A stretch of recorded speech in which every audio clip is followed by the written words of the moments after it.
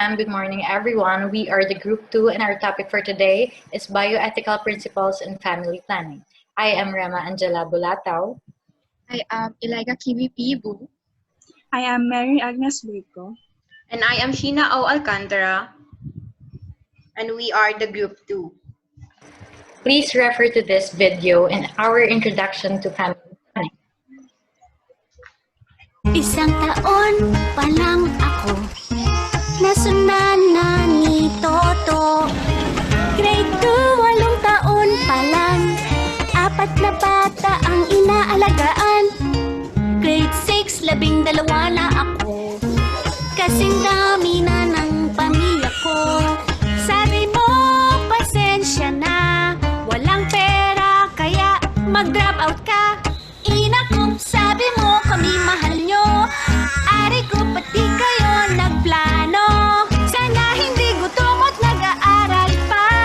Alaga't malisog ang buong pamilya. Ang planadong buhay ay maayos na buhay.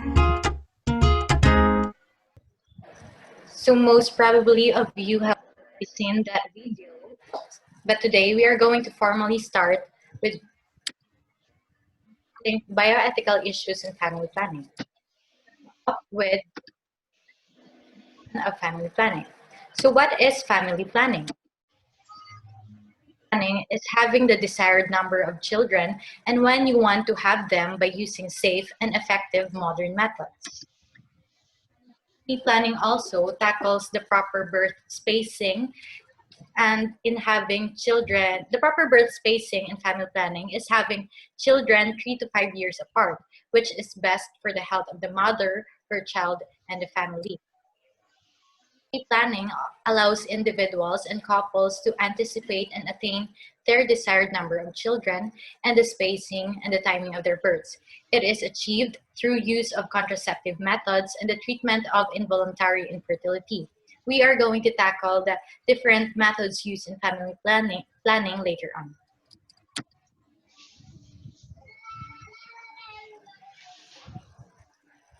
Family planning across the world will be reported by Ms. Wu.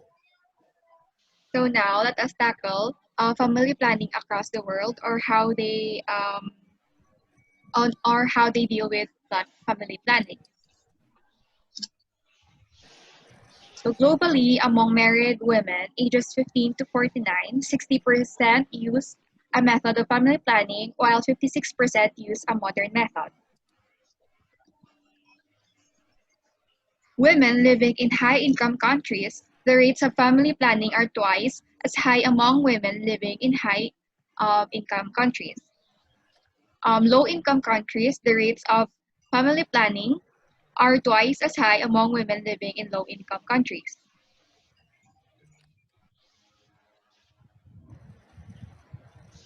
At the country level, use of any method of family planning among married women can vary significantly, ranging from 4% South Sudan to 88% Norway.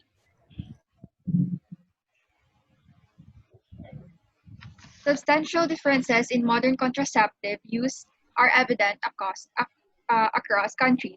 The lowest levels of use of family planning can be found in the world's poorest countries, such as the Democratic Republic of Congo, where fewer than 15% of married women of reproductive age uses a modern method. This is also due to the fact that most probably the poor countries have a little access to knowledge. That's why the dissemination of information are also poor. In continuation about the topic about family planning, I'm going to discuss about the family planning in the Philippines. The Responsible Parenthood and Reproductive Health Act of 2012, or also known as the Reproductive Health Law or RH Law, and officially designated as the Republic Act number 10354, is a law in the Philippines which guarantees universal access to methods on contraception, fertility control, sexual education, and maternal care. The passage of this legislation was controversial and highly divisive, with academics, religious institutions, and major political figures, declaring their support or opposition while it was pending in the legislature. Debates and rallies, both supporting and opposing the RH bill, took place nationwide. The general agreement about its provision on maternal and child health has a great debate on its mandate that the Philippine government and the private sector will fund and undertake widespread distribution of family planning devices such as condom, birth control pills, and IUD or the uterine contraceptive devices as the government continues to disseminate information on their use through all the health care center. The RH law has its major provision that the bill mandates the government to promote without biases all effective natural and modern methods of family planning that are medically safe and legal. Although abortion is recognized as illegal and punishable by law, the bill states that the government shall ensure that all women needing care for post-abortion complication shall be treated and counseled in a humane, non-judgmental, and compassionate manner. The bill also calls for a multidimensional approach that integrates a component of family planning and responsible parenthood in all government anti-poverty programs.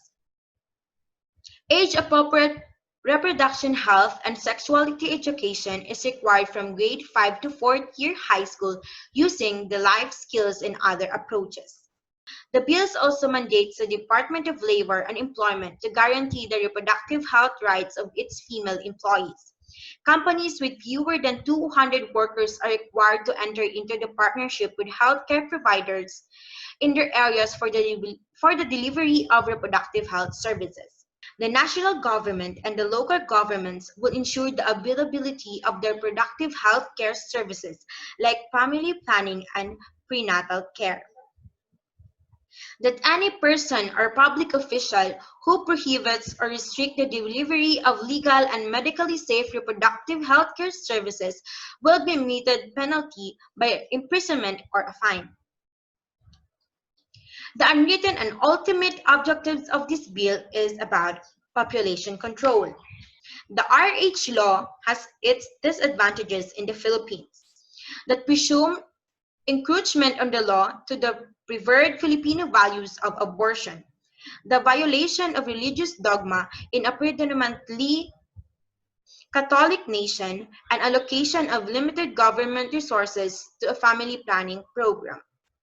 So, according to the Philippine Statistic Authority, women in poor households, 40.1%, are less likely to practice family planning than those in non-poor households.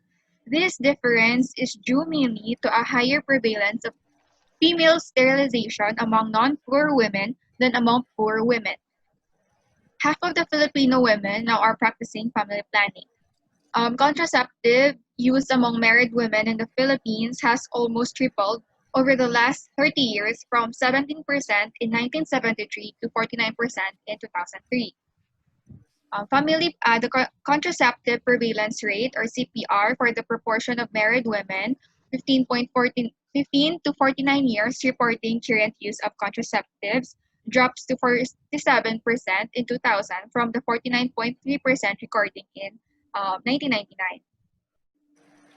Use of modern family planning method, which includes pills, condoms, female sterilization, male sterilization, etc., increased in most regions such as Central Mindanao, Bicol, Central Visayas, and Cordillera Administrative Region, and while the National Capital Region had a significant decline in modern contraceptive use.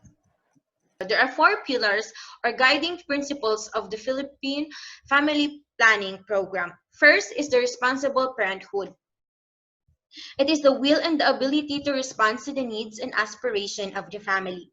It promotes the freedom of responsible parents to decide on the timing and size of their family pursuit for a better life. Second, it is the respect for life. The 1987 Constitution protects the life of the unborn from the moment of conception. The family planning aims to to prevent abortion, thereby saving lives both women and the children. Third is the birth spacing. Proper spacing of 3 to 5 years recent pregnancy enables women to recover from pregnancy and to improve their well-being as well the health of their child and the relationship between the husband and wife and between the parents and the children. Lastly is to inform choice.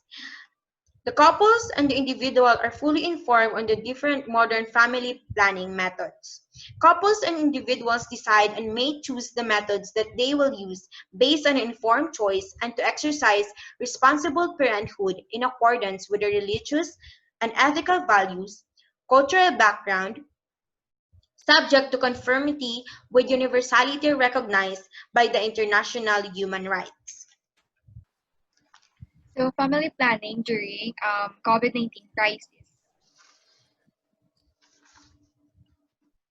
According to the Department of Health, the COVID-19 pandemic has a huge implication in the reproductive behaviors of individuals. Hence, it is crucial to ensure that family planning services, um, along with other reproductive health services, are available and accessible by the public.